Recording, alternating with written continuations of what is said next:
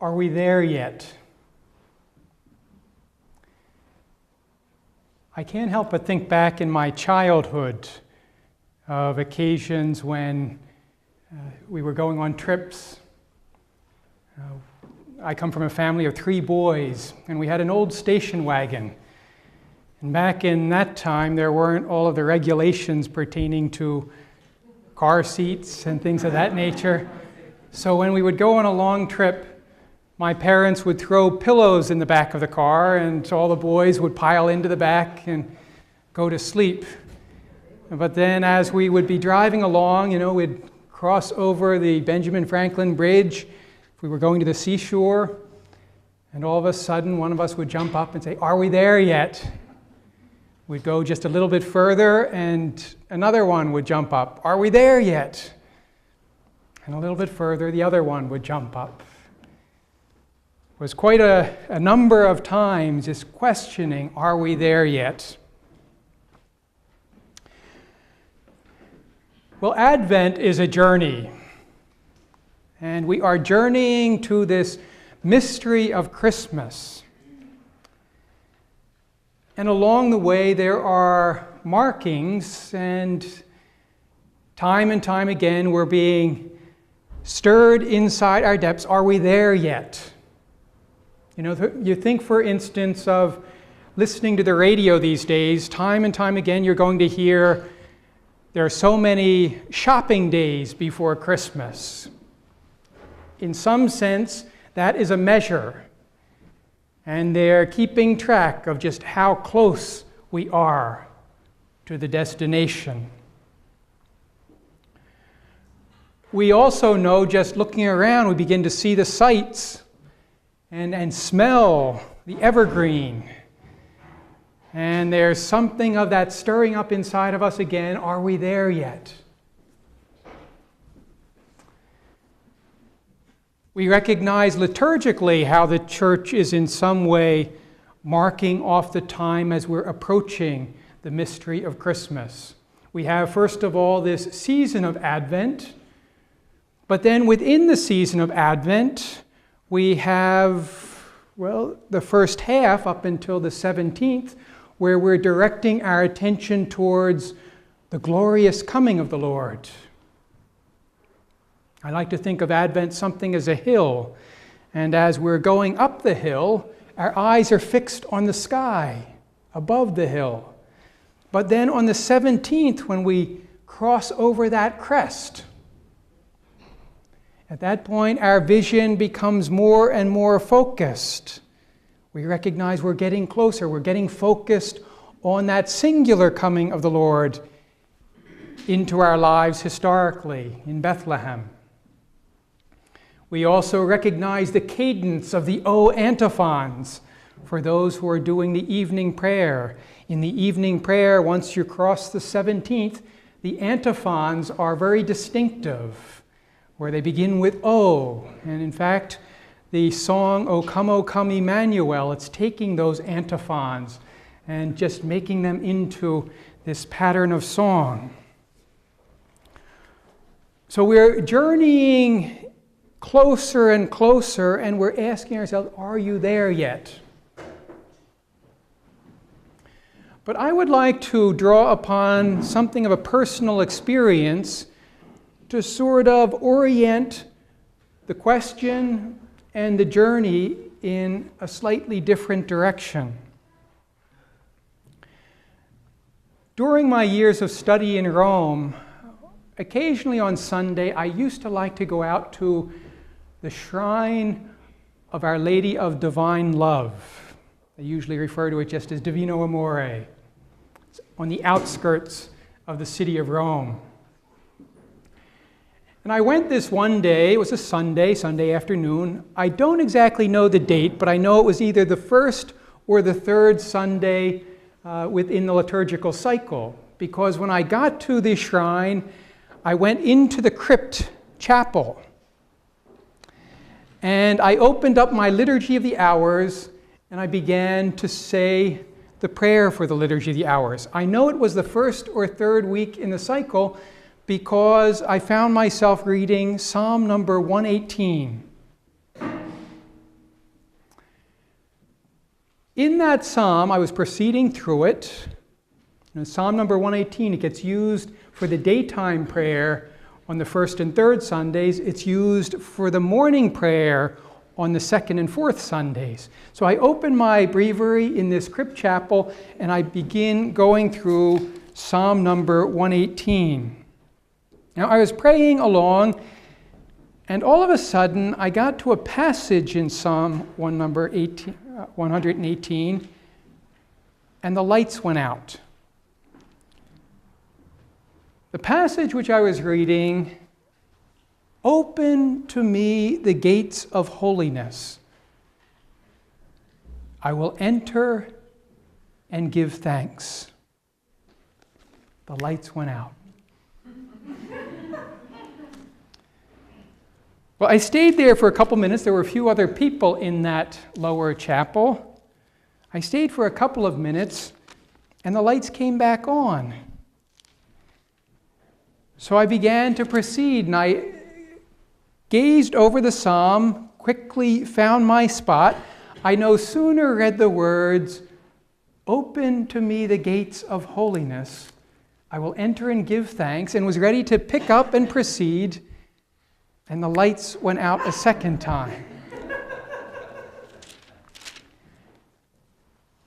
At this point, the people who were in there sort of worked their way out in the darkness and quickly moved to another place. But I thought, well, I'll sit and wait, and I'm sure the lights will come back on. And sure enough, they did come back on. Once again, I scanned the psalm, found my spot, "Open to me the gates of holiness. I will enter and give thanks." And the lights went out a third time. Well, at this point, I'm kind of looking up in the air and thinking, what are you trying to tell me, Lord? I presumed at that point that really maybe the Lord wanted me to just stay in that verse. "Open to me the gates of holiness. I will enter and give thanks." And this time, the lights didn't come on in a few minutes. They stayed out for at least an hour. So there I was in the depths of Our Lady of Divine Love, focusing on this simple passage, "Open to me the gates of holiness. I will enter and give thanks." Well, that really serves as the orientation that I want to make for this lecture. Because rather than focusing on the externals, the externals of the decorations, the number of shopping days, even the externals in the liturgical cycle,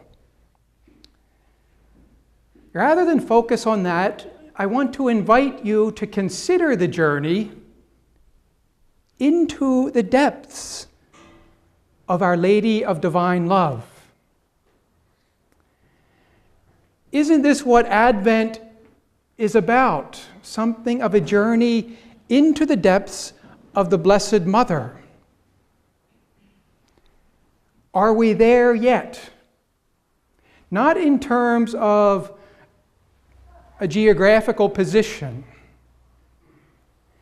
not in terms of just a time element, but in terms of her way of being. Making this journey into the attitude of the Blessed Mother, into her way of being. But in addition to that journeying into her attitude, we're also journeying into something of a sacramentality. What do I mean by that? Well, the topic that I have chosen is Our Lady of the Eucharist. And according to the program, it said, just as the Blessed Mother allows the Incarnate Word to be born in her in time, we too must allow the Incarnate Word to be born in us in time. This is realized supremely in our receiving the living Eucharist, the Word in our midst. It is helpful, however, to acknowledge that all discipleship finds foundational form in Mary. Therefore, in order to live an attitude of Advent, not only for this upcoming Christmas, but in a continuing way towards the Eucharist, we explore the Eucharistic form of Our Lady. So what we're trying to do is to look at the attitude of the Blessed Mother, but to see how really it's very integrally related to sacramentality. And I'm proposing in this lecture the relationship to the Eucharist. The relationship to the Eucharist. Now, it might seem at first that that's somewhat anachronistic. After all, the Christmas event is some 33 years before the institution of the Eucharist.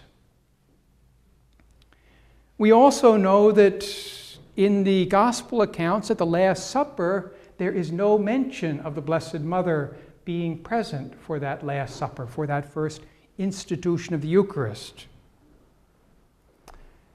And there's no real record in the Scriptures of seeing the Blessed Mother receiving the Eucharist.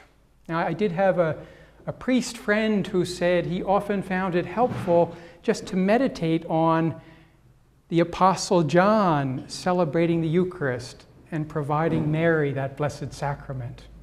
So certainly when we think in light of the tradition and think in light of the realities of her being with the beloved disciple, we can presume that share in the Eucharist in a very direct way. But it would seem that from the outset there isn't a clear connectedness. But if we look a little bit closer, it would seem that we can't ignore a real connectedness. We speak of the Blessed Mother from her incarnation, or from her Immaculate Conception, having a prevenient grace. The popes would describe that grace as by virtue of the privilege of the Almighty God and by virtue of the merits of Jesus Christ. She was preserved from sin from that first moment. So what we're saying is by virtue of the merits of Jesus Christ, she is preserved throughout her life. When we think of the merits of Jesus Christ, certainly his whole life is showing meritorious action before the Father. But it would seem to me that we can't ignore the very central moment of the Paschal mystery. And with that Paschal mystery, we can't ignore the cross Eucharist event. There we find really the gathering up, the summation, and the source of all the blessings in this life. So what I'm proposing is, in virtue of the merits of Jesus Christ preserving the Blessed Mother, we're going to have to see something of a Eucharistic connection in this event of Christmas. Now, what is the value of doing that? It would seem to me if we can make that connection, her Eucharistic form in the Incarnation, then all of a sudden Advent gets charged with a very powerful meaning for each one of us. Because what we will be seeing is Mary living out Eucharistic life in that moment. And rather than just celebrating Advent and Christmas as a recalling of that past event, we come to see that we are invited to use Advent as a formation for our own Eucharistic life. So all of a sudden, the event of Christmas become something very immediate for each of us, living concretely the receptivity towards the Word of God in flesh. Now, certainly the Vatican Council documents give that sense that the Eucharist is the source and summit of Christian life. Lumen Gentium number 11. And we hear in a document put out by the Congregation for Rights in 1967, Eucharisticum Mysterium, we hear the words, "The mystery of the Eucharist is the true center of the whole Christian life, because the other sacraments, as indeed every ministry of the Church and every work of the apostolate, are linked with the Eucharist and directed towards it. For the Eucharist contains the entire spiritual good of the Church, namely Christ Himself, our Passover and living bread, offering through His flesh living and life-giving Spirit, life to men who are thus invited and led on to offer themselves, their labors, and all created things together with Him." So what we're seeing in those documents, the sense of the Eucharist being the source and summit, and if it's this source, then we see it as a source in the Blessed Mother. We see it as something very powerful in her moment of receiving the Incarnate Word. Now, I must make a confession here, and that is, as I was coming close to this date, I realized I bit off more than I could chew. I was thinking it would be much more appropriate to take it in little segments in somewhat of a retreat form, where you could kind of stretch out the Eucharistic form and then proceed to look at the Marian form. But then I thought, well, biting off more than I can chew, that's the story of dealing with the Eucharist, because every little particle contains the whole. Even though I'm trying to take a smaller and smaller bite, I'm still getting everything. So I confess I bit off more than I can chew. I'm going to try to organize it along just a few glimpses, a few insights, and a few biblical passages. And hopefully it will be something that will be beneficial to you as a group. I wish I could have pulled it together more, but hopefully it will be nonetheless showing some insights. First of all, I want to touch on virginal fruitfulness. Virginal fruitfulness. And this is providing something of an overarching vision when we're dealing with the Eucharist and with this Christmas event. And what I'm really doing is touching on the end, but bringing it forward into this Christmas event. You know, the scholastic principle was begin with the end. And that's what I'm going to do with this virginal fruitfulness. Cardinal Ratzinger wrote on one occasion, "The first person of the Trinity does not generate in the sense that to the complete person, the act of generating a son is added, but rather the person of the Father is the act of generating, of offering oneself and flowing out, the pure actuality." The Father is this pure act of generating, bringing forth He who is other and yet He who is not other, eternally begetting that Son. So the Father is the act of generating the Son. The Son, the task of the Son, is to reveal the Father.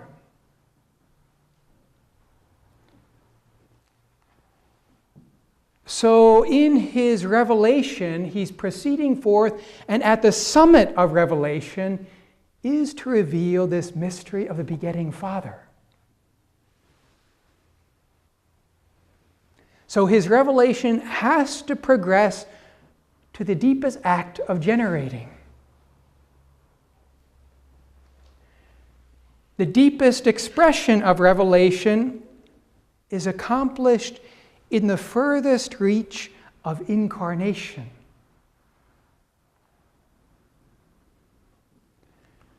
Now, a modern theologian, Hans Urs von Balthasar, drawing upon St. Irenaeus, identifies the Eucharist as the culmination of incarnation. The culmination of incarnation. Because it's there in the Eucharist, the fruitful Word of God descends into humanity to the point of what he describes as a pneumatic, Eucharistic outpouring of self. The Eucharistic outpouring of the Son is not merely for the sake of communicating information, nor is it simply to remove sin. God's plan is even greater and more wondrous. Balthasar will speak of the admirabile commercium. God became man so that man could become God. So here at this summit of revelation where he wants to reveal the begetting Father, he wants to do it in such a way that he transforms humanity, elevating it to realize the dynamism of the image it's called to be. So in other words, this intrinsic personal fruitfulness breaking forth at this Eucharistic moment is being impressed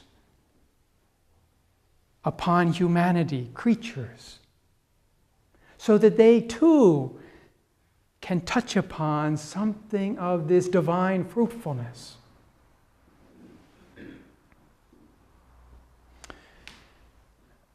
So what we're seeing, if we were to line it up, is we have the begetting Father in that inscrutable mystery in the depths of the Godhead.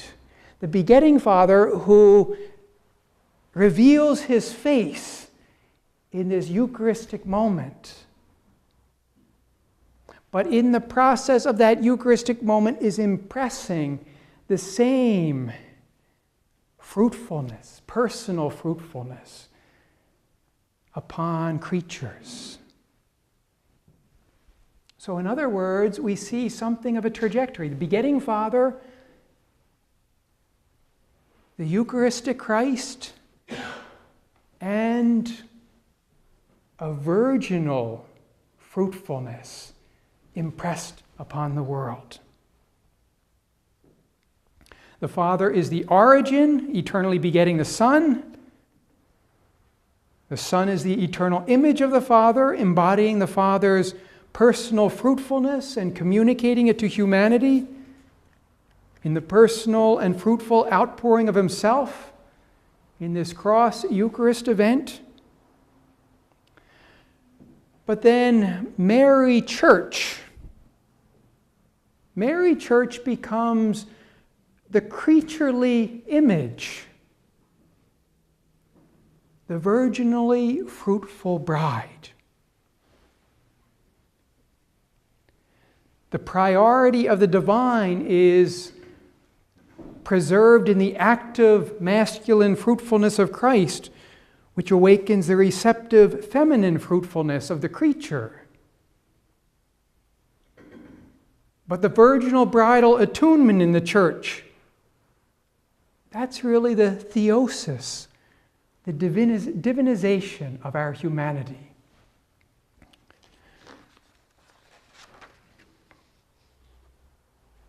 Now that is presenting something of the overall sense, seeing something of the underlying relationship of virginal fruitfulness to this Eucharistic fruitfulness.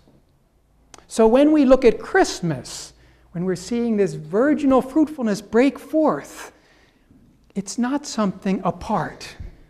It's something intimately related to that Eucharistic life impressed upon the world. Now, once we have this kind of overview, we can begin to look at some other features.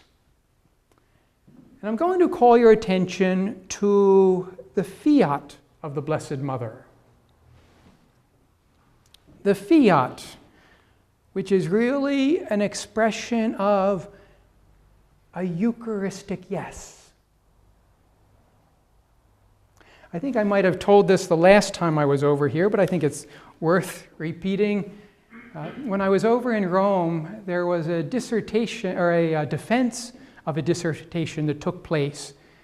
A priest had gone over, and normally in that defense, 3 professors are grilling the person. And this young priest was sitting there before his professors, and the one professor tried to kind of move him into a corner. And the professor said, "Yes or no? Yes or no?" And the young priest said, well, yes. And the professor was clearly unhappy with the answer, and he leaned over his desk and he said, "Yes." And the young priest said, "Well, yes, in the sense of no."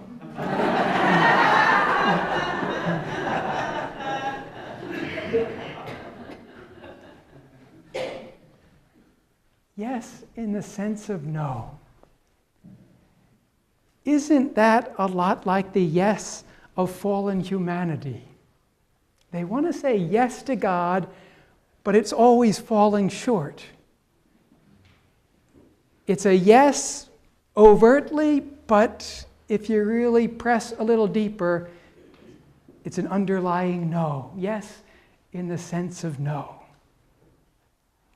This is where Mary's yes takes on the profound distinction.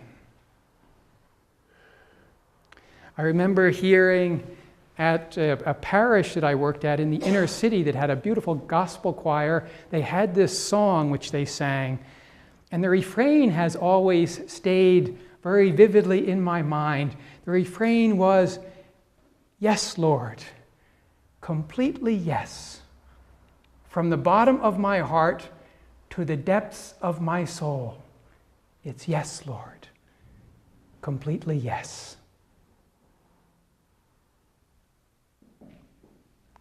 I hear that refrain and I think of the Blessed Mother. Yes, Lord, completely yes. From the bottom of my heart to the depths of my soul, it's yes, Lord, completely yes. Now, there is a singular quality to the fiat of the Blessed Mother, and it is, when you look closely, the unfolding of the deepening covenant. You know, today's Sunday readings were very appropriate. We heard at first the covenant addressed to David. And with that Davidic covenant, David was to some extent coming from the heritage of Moses. And with that Davidic covenant, there was initially the sense that David had to accomplish building the house of the Lord, building the dwelling place. We can see something of the vestiges or something of the underlying introductory notes in the covenant of the Old Testament. In the Mosaic covenant, the commandments were given. And the Israelites had that sense, for us to be close to God, we have to accomplish those commandments. The problem? They kept falling short. They couldn't live up to those commandments. When we come to David, he's kind of acting in that mode. Let me build a house for the Lord. Let me do it. And here is where we get a glimpse of a deepening of the covenant, where the Lord says, no, David, you are not the one who is going to build me this house. I will build this house. And that's an amazing elevation of the covenant, where all of a sudden the Lord is indicating he is going to accomplish covenant faithfulness. Today's gospel was the gospel of the Annunciation. And we come to see how far we have come from David's, I will build you the house, to Mary's, let it be done to me according to your word. A scripture scholar by the name of Ignace de la Poterie calls attention to this unique fiat of the Blessed Mother. And he says, grammatically, this is getting into some technical language, grammatically it uses a Greek optative without a subject. And he goes on to say, this form appears only once in the entire New Testament. This grammatical form, the optative without a subject, it appears only once in the entire New Testament. So there is this singular quality to, let it be done to me according to your word. Now the optative is significant, and this was only discovered recently, this focus on this grammatical construction. The optative is significant because it expresses enthusiasm and joy. So what de la Poterie says is the fiat of Mary, it's not just a simple acceptance, and even less a resignation. It is rather a joyous desire to collaborate with what God foresees for her.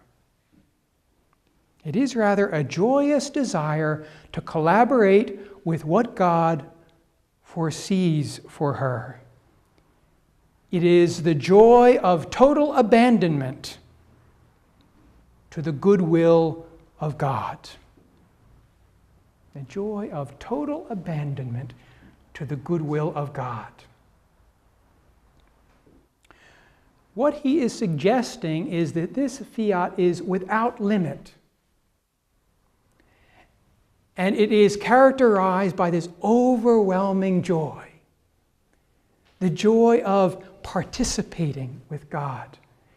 Not knowing where he's taking, not trusting in what she has to offer, but simply looking beyond herself at the joy of participating and letting God take over.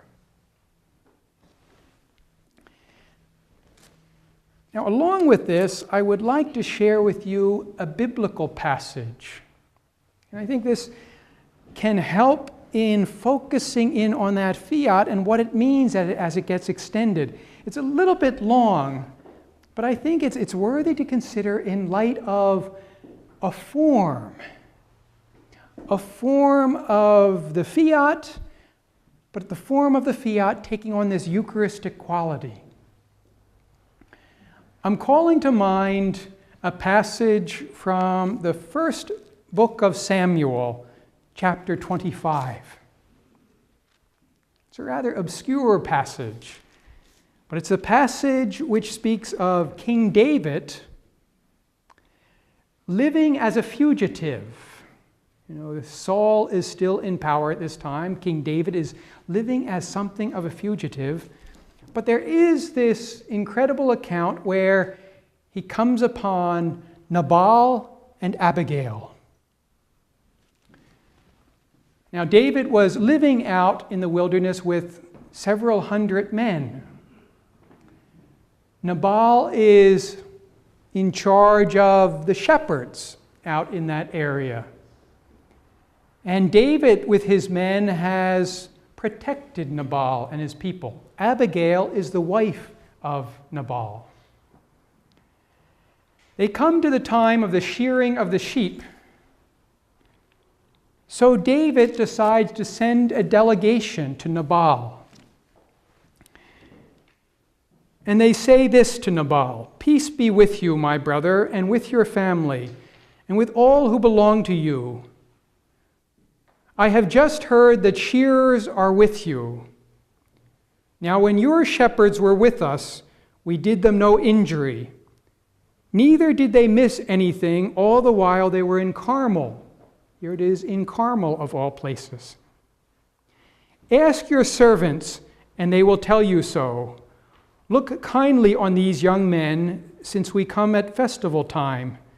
Please give your servants and your son David whatever you can manage." It's David addressing Nabal. Give your servants, these men who are coming, give your servants and your son David what you can manage. He's asking Nabal to just take from his bounty and share it with David. Now, Nabal, the name itself is rather distinctive because Nabal means fool. Nabal answers the servants of David, "Who is David? Who is the son of Jesse? Nowadays there are many servants who run away from their masters," thinking of David going away from Saul. He says, "Must I take my bread, my wine, my meat that I have slaughtered for my own shearers, and give them to men who come from I know not where? Must I take my bread, my wine, my meat that I have slaughtered, and give it to these men who come from I know not where?" So Nabal gives this incredible rebuke. He's been protected all of those years. And he says no. No to the invitation of David. And the invitation to David, if he would have said yes, David would have been a son to him. But Nabal says no. Well, Abigail, the wife, gets word of how Nabal has responded. And she hears of the incredible rebuke that was made. And it says, as soon as Abigail found this out, she quickly got together 200 loaves, 2 skins of wine, 5 dressed sheep, 5 seahs of roasted grain, 100 cakes of pressed raisins, and 200 cakes of pressed figs, and loaded them on asses. She then said to her servants, "Go on ahead, I will follow you." But she did not tell her husband Nabal. So she gets everything and she goes out. When she encounters David, this is what it says. As soon as Abigail saw David, she dismounted quickly from the ass, and falling prostrate on the ground before David, did him homage. As she fell at his feet, she said, "My Lord, let the blame be mine. Please let your handmaid speak to you, and listen to the words of your handmaid. Let not my Lord pay attention to that worthless man Nabal." That's her husband. Smart lady.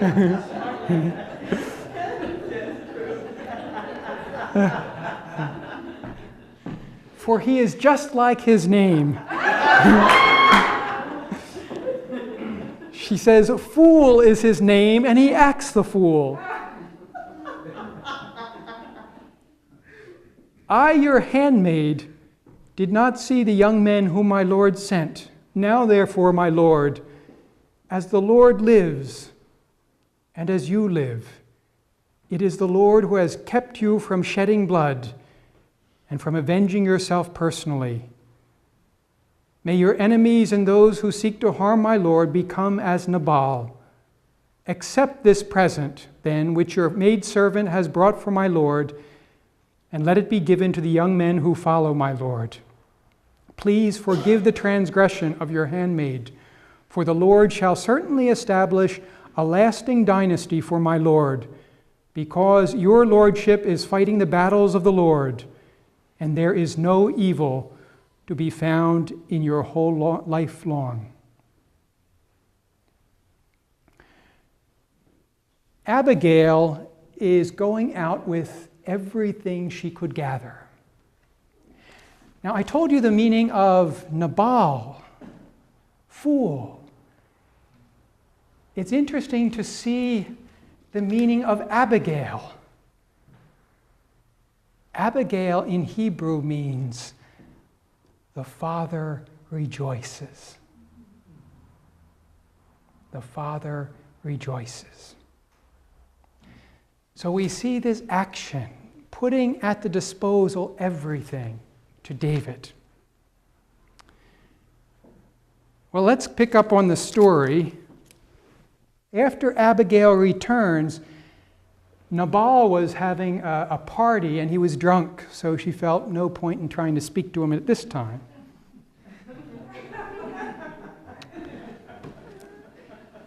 So she told him nothing at all before daybreak. But then when Nabal had become sober, his wife told him what had happened. And it says, at this, his courage died within him, and he became like a stone. About 10 days later, the Lord struck him, and he died. But on hearing this, something of an extraordinary unfolding takes place. David will send forth a delegation to Abigail and ask for her hand in marriage. It says, David then sent a proposal of marriage to Abigail. When David's servants came to Abigail in Carmel, they said to her, David has sent us to you that he may take you as his wife. And here's the passage which I think is very, very profound. Verse number 41. It says, rising and bowing to the ground, she answered,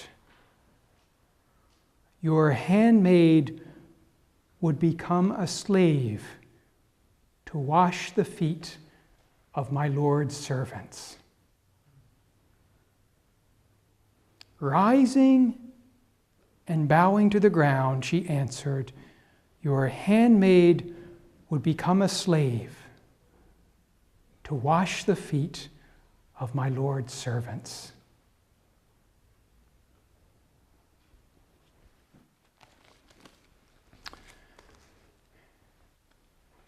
What do I see as happening in this scene? If we were to look at it in its Christological, Eucharistic form.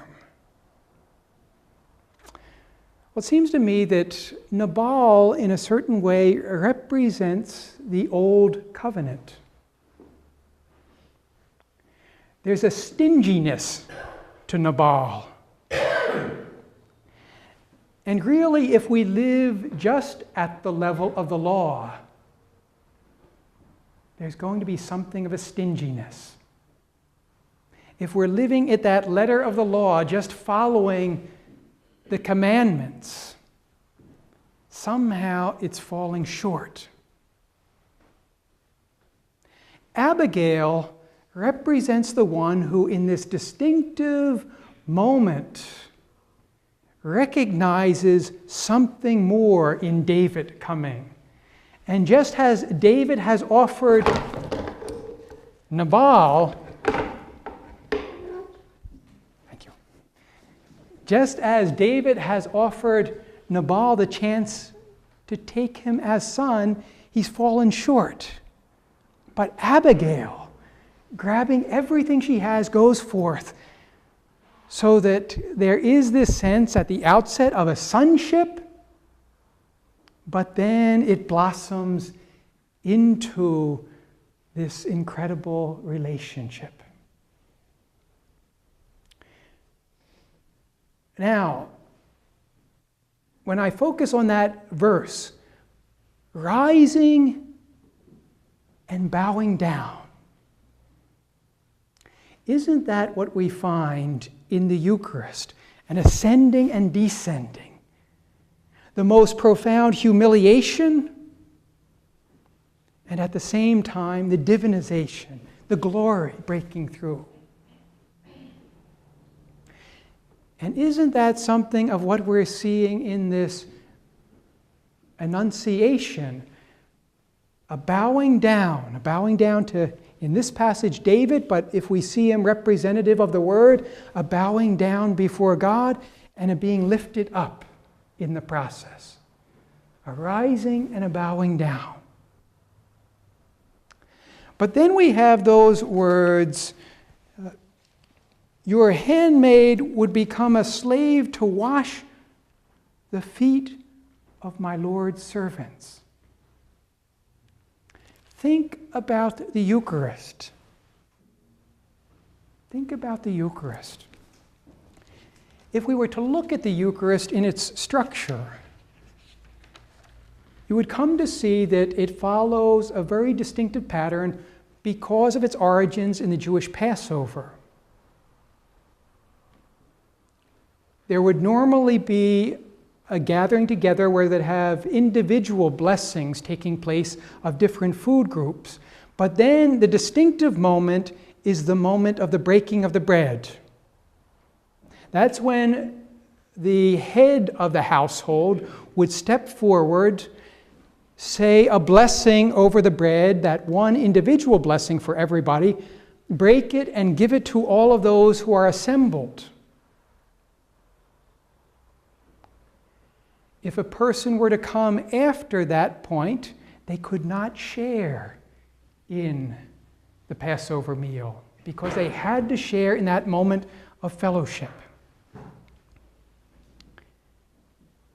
After the breaking of the bread, a solemn blessing taking place, there will be a setting out of the meal. A second cup of wine is poured. And then the Haggadah, the retelling of the story, is made. Then there would be a singing. There would be the first part of the Hallel, Psalms 112, going up through 116, 117. And then you would have the meal which is shared. The unleavened bread and the meal is served. Then you go to the third cup. But before the third cup, you're finishing up the meal, you would have a washing taking place. Once the washing had taken place, people would wash their hands. They would have this third cup brought out. And the third cup would be where a great thanksgiving is made.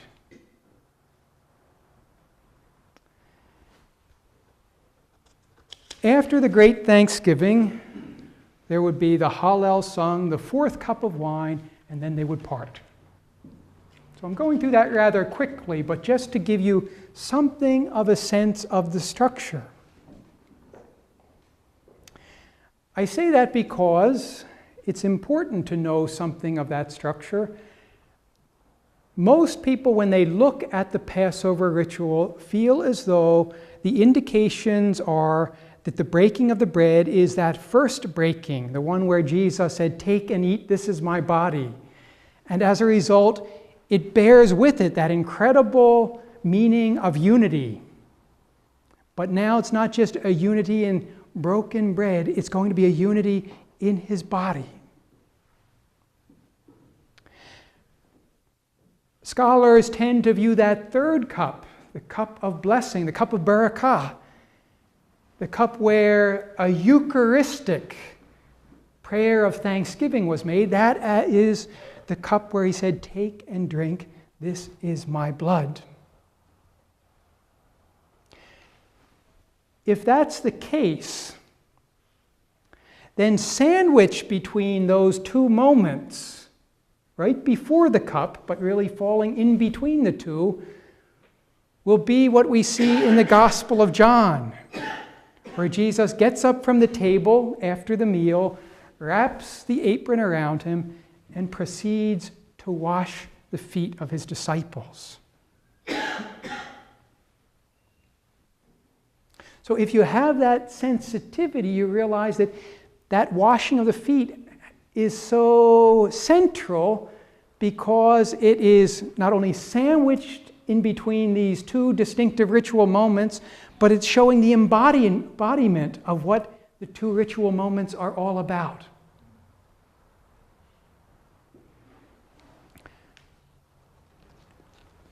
If we recall that fiat we hear of Abigail, and I'm seeing that as something of the real extension of the fiat of the Blessed Mother, it says, "Your handmaid would become a slave to wash the feet of my Lord's servants."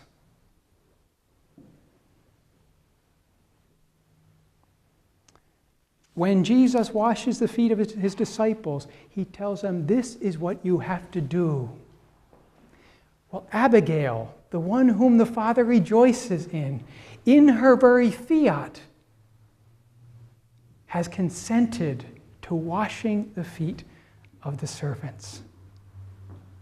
So here is that limitless fiat of the Blessed Mother, extending into these dimensions.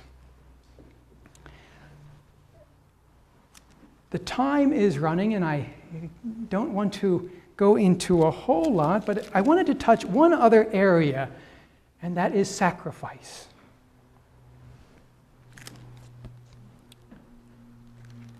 And for this, I would like to draw upon the mature Our Lady of the Eucharist. And then we will work back.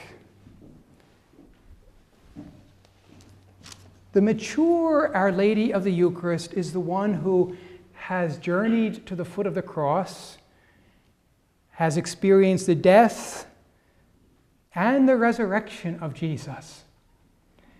And she knows from that point that she can stand in the face of anything the world has to dish out and stand there with confident faith. I like to consider as the image of the mature Our Lady of the Eucharist, I'm drawing upon another form from the Old Testament. This is from 2 Maccabees chapter 7.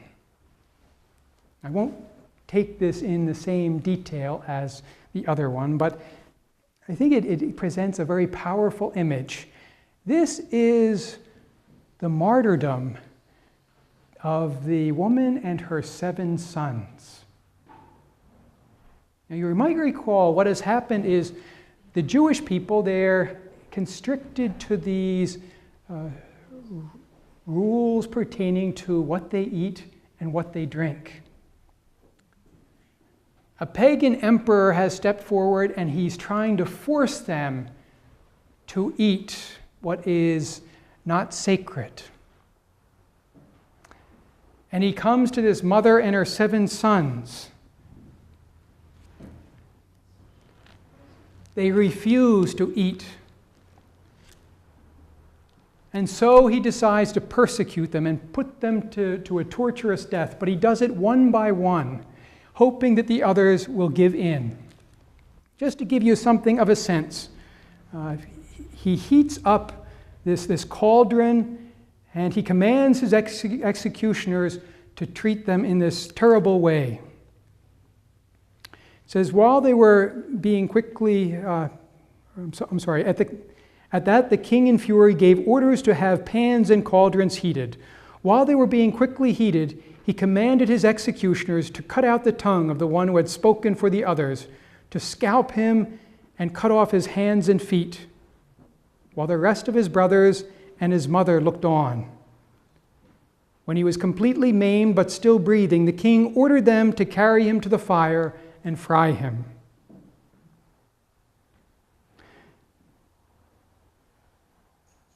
When the first brother had died, they then go to the second one and start making sport of him. They tear off the skin and hair of his head. They asked him, "Will you eat the pork rather than have your body tortured, limb by limb?"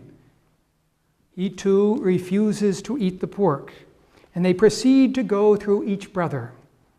Then it says, "Most admirable and worthy of everlasting remembrance was the mother, who saw her 7 sons perish in a single day, yet bore it courageously because of her hope in the Lord.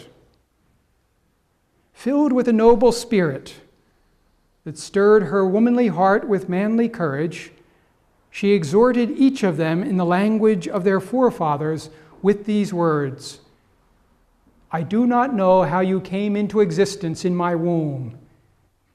It was not I who gave you the breath of life, nor was it I who set in order the elements of which each of you is composed. Therefore, since it is the Creator of the universe who shapes each man's beginning as he brings about the origin of everything, he in his mercy will give you back both breath and life, because you now disregard yourselves for the sake of his law.'"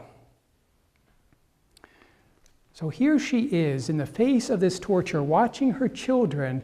She's encouraging them to stand firm. When they finally get to the last one, the king really insists, "Mother, go over and convince him to betray to turn and get some common sense, to eat the pork."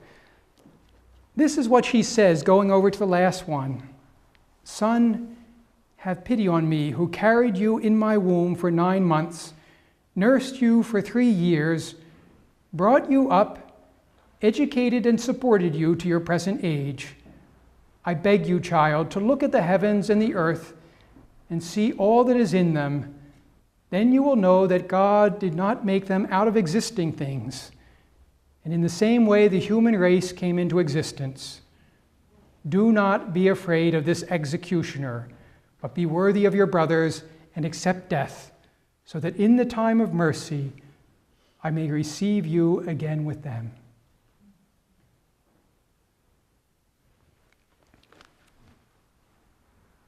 Why do I see this as the mature Our Lady of the Eucharist? Well, after she stands in the Paschal mystery,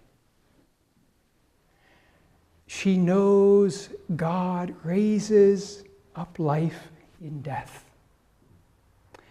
And so we can imagine the Blessed Mother in the age of the apostles, encouraging each of the apostles not to stop short of the total gift. We can see the Blessed Mother leaning over and encouraging each one, live the mission, live the faithfulness. And she knows in the face of the world that is persecuting them that they're going to suffer. And for most of them, they're going to die. But this Lady of the Eucharist has this clear sense that God raises up life in death. I say that as a focus for the mature Lady of the Eucharist, and I'm just going to touch briefly on bringing that back to the moment of Christmas. The Hebrew tradition viewed virginity, perpetual virginity, as a curse. They felt that really the only way they truly corresponded to the command of God, be fruitful and multiply, was to enter into marriage. And yet here in the mystery of God's shaping and forming in this Eucharistic prevenient grace, Mary is awakening to giving herself entirely in a virginal way. Now there's something of a darkness in this because she's standing distinct from the tradition. And yet she has this profound sense that this is what I must do. Stand in this poverty, Not just a poverty outside, but a poverty that touches the very core. And to stand here and trust in God.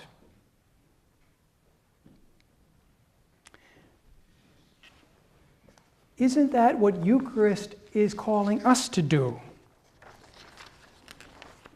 The Eucharist is inviting us into a moment of poverty, a moment of profound debt at the very outset of the mission. That will enable this profound fruitfulness to break into the world, and ultimately the profound fruitfulness to be realized in its fullness as Jesus goes to the cross. But just to give you a sense of this, I thought it was interesting to look at Mother Teresa. Mother Teresa, just recently there was a publication of notes pertaining to her canonization, her process. And it speaks of a darkness that she touched on at the very outset of her mission. This is at the very beginning when she's allowing herself to be led to serve the poorest of the poor, to step into this singular vocation. And this is what she writes at this time. She's writing to a priest who's serving as her spiritual director. There is so much contradiction in my soul, such deep longing for God, so deep that it is painful, a suffering, continual, and yet not wanted by God, repulsed, empty, no faith, no love, no zeal. Souls hold no attraction. Heaven means nothing. To me, it looks like an empty place. The thought of it means nothing to me. And yet this torturing longing for God. Pray for me, please, that I keep smiling at Him in spite of everything. For I am only His, so He has every right over me. I am perfectly happy to be nobody, even to God. And as she experiences the darkness, she continues by saying, if you knew what I am going through, but I hold no claim in myself. He is free to do anything. Pray that I keep smiling at Him. They say people in hell suffer eternal pain because of the loss of God. They would go through all that suffering if they had just a little hope of possessing God. In my soul, I feel just that terrible pain of loss, of God not wanting me, of God not being God, of God not really existing. The darkness is so dark, and the pain is so painful, but I accept whatever He gives, and I give whatever He takes.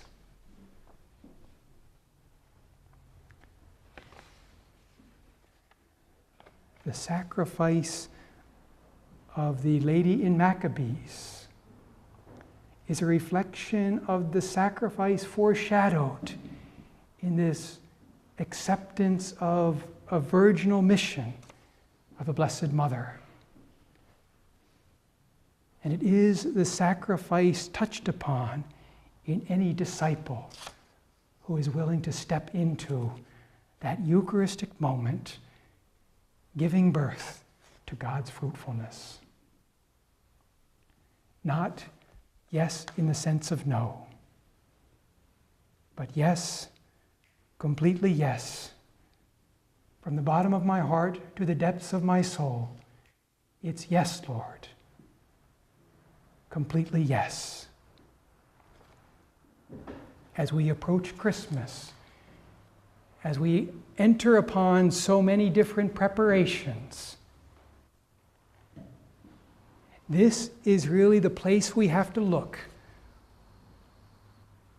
when we turn and examine ourselves and say,